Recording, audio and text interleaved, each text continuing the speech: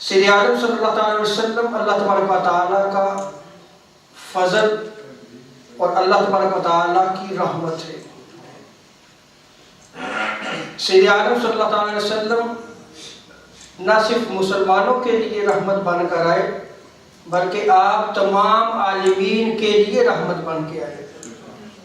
جیسا کہ رب تعالیٰ نے ارشاد فرمایا وَمَا أَرْسَلْنَاكَ إِلَّا رَحْمَةً لِلْعَالَمِينَ۔ اور اسی طرح سید عالم صلی اللہ علیہ وسلم اللہ تبارک و تعالیٰ کا فضل ہے۔ سورہ نساء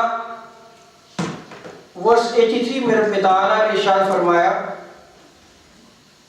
وَلَوْلَا فَضْلُ اللَّهِ عَلَيْكُمْ وَرَحْمَتُهُ لَاتَّبَعْتُمُ الشَّيْطَانَ إِلَّا قَلِيلًا۔ اگر تم پر تاجدار کائنات صلی اللہ علیہ وسلم کی صورت میں اللہ کا فضل اور اللہ کی رحمت نہ ہوتی تو تم میں بہت زیادہ لوگ جو ہے وہ شیطان کی پیروی میں لگ جاتے، اس شیطان کی اتباع میں لگ جاتے۔ اس آیت کریمہ کے تحت سیدنا عبداللہ ابن عباس رضی اللہ تعالی عنہما نے نقل کیا ہے ان الفضل علم، کہ فضل سے مراد جو ہے وہ علم ہے، اور رحمت سے مراد تاجدار کائنات صلی اللہ علیہ وسلم ہے۔ اس روایت کو خطیب بغدادی نے اور ابن عساکر نے نقل کیا ہے، اور فضل سے معنی بھی تاجدار کائنات صلی اللہ علیہ وسلم ہی کی ذات مقدسہ ہے۔ اور یہ روایت بھی سیدنا عبداللہ ابن عباس رضی اللہ تعالی عنہما کی ہے۔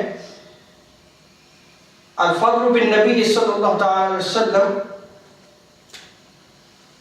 کہ فضل بھی تاجدار کائنات صلی اللہ علیہ وسلم ہی کی ذات مقدسہ ہے۔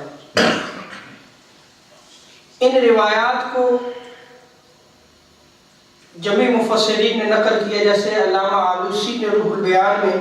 روح المعانی میں، امام جلال الدین سیوطی رحمۃ اللہ تعالی علیہ نے الدر المنثور میں، اور ابن جوزی نے زاد المسیر میں اس روایت کو نقل کیا ہے۔ سو تاجدار کائنات صلی اللہ علیہ وسلم اللہ کا فضل اور اس کی رحمت ہے۔ تو جب یہ قرآن مجید اور آثار کی روشنی میں یہ بات ثابت ہوگی کہ سید عالم صلی اللہ علیہ وسلم اللہ کا فضل اور اس کی رحمت ہے، تو پھر رب تعالیٰ نے کیا حکم دیا سورہ یونس میں ورس 58 قُلْ بِفَضْلِ اللَّهِ وَبِرَحْمَتِهِ فَبِذَلِكَ فَلْيَفْرَحُوا، کہ حبیب صلی اللہ علیہ وسلم آپ فرما دیجئے جو اللہ تبارک و تعالیٰ کا فضل اور اس کی رحمت تاجدار کائنات صلی اللہ علیہ وسلم کی بعثت کی صورت میں،